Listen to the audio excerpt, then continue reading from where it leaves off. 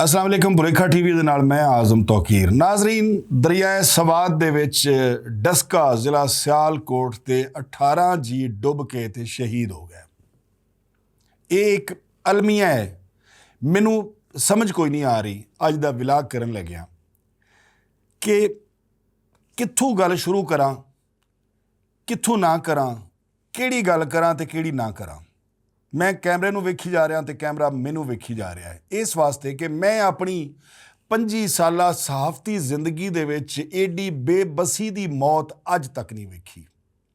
ਲੋਕ ਮਰਦੇ ਨੇ, ਮਰ ਗਏ, ਸਾਡੇ ਵਡਕੇ ਮਰ ਗਏ, ਅਰਬਾਂ ਖਰਬਾਂ ਇਨਸਾਨ ਦੁਨੀਆ ਤੇ ਆਏ, ਇੱਕ ਸਿਸਟਮ ਹੈ ਅੱਲਾਹ ਤਾਲਾ ਦਾ, ਆਪਣੀ ਜ਼ਿੰਦਗੀ ਗੁਜ਼ਾਰੀ ਤੇ ਚਲੇ ਗਏ। ਅਸੀਂ ਵੀ ਚਲੇ ਜਾਣਾ ਵੇ, ਸਾਡੇ ਤੋਂ ਬਾਅਦ ਵਾਲੇ ਵੀ ਜਾਣਗੇ। ਲੇਕਿਨ ਮੌਤਾਂ ਦਾ ਫਰਕ ਹੁੰਦਾ ਹੈ।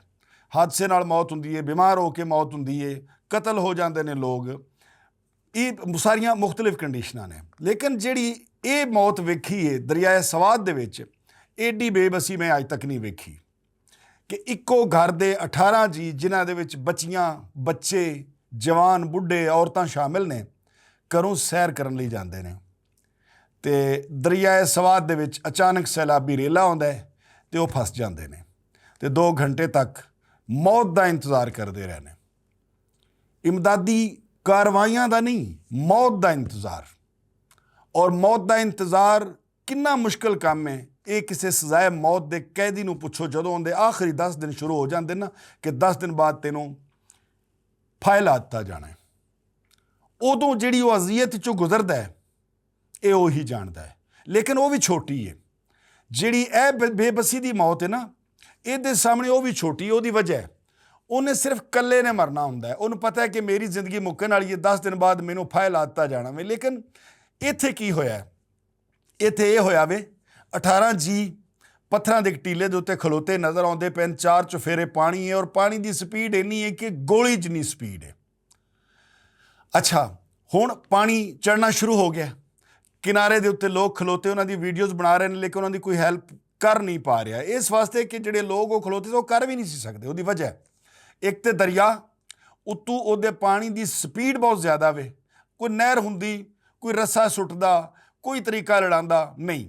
ਜਿੰਨਾ ਇਮਦਾਦ ਕਰਨੀ ਸੀ ਉਹ 2 ਘੰਟੇ ਤੇ ਬੜੀ ਥੋੜ੍ਹੀ ਗੱਲ ਹੈਗੀ ਏ। ਉੱਥੇ 2 ਸਾਲ ਤੱਕ ਵੀ ਕਿਸੇ ਨਹੀਂ ਸੀ ਪਹੁੰਚਣਾ, ਇਸ ਵਾਸਤੇ ਕਿ ਅਸੀਂ ਬੇਹਿੱਸ ਹੁਕਮਰਾਨਾਂ ਦੇ ਪੱਲੇ ਪਏ ਹੋਏ ਹਾਂ।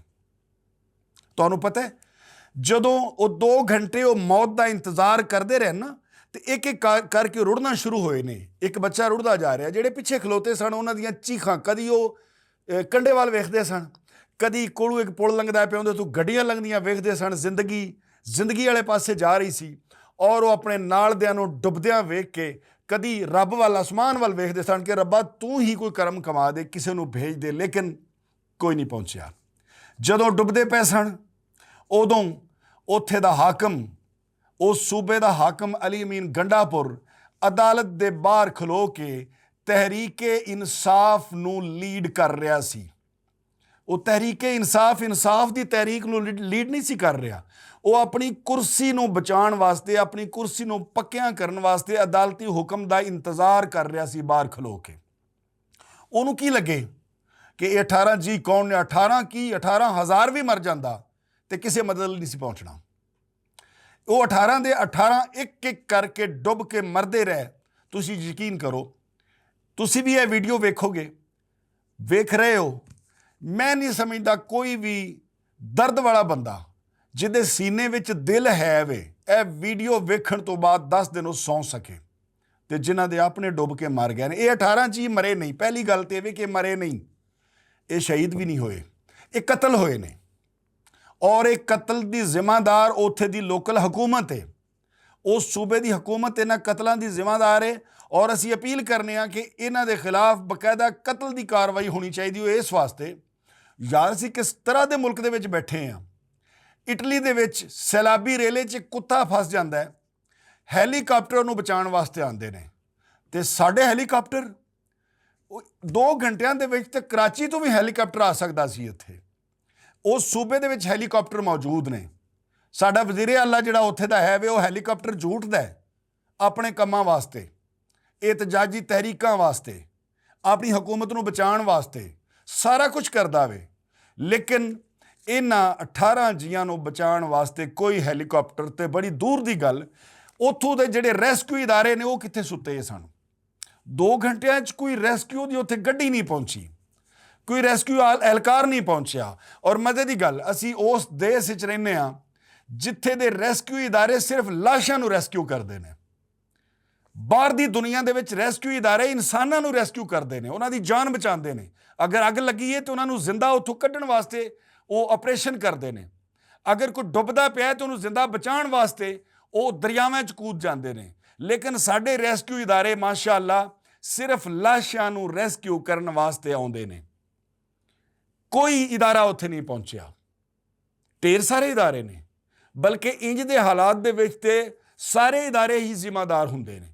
ਕਿਉਂ ਕਿ ਇਨਸਾਨ ਦੀ ਜਾਨ ਦਾ ਮਸਲਾ ਹੈ।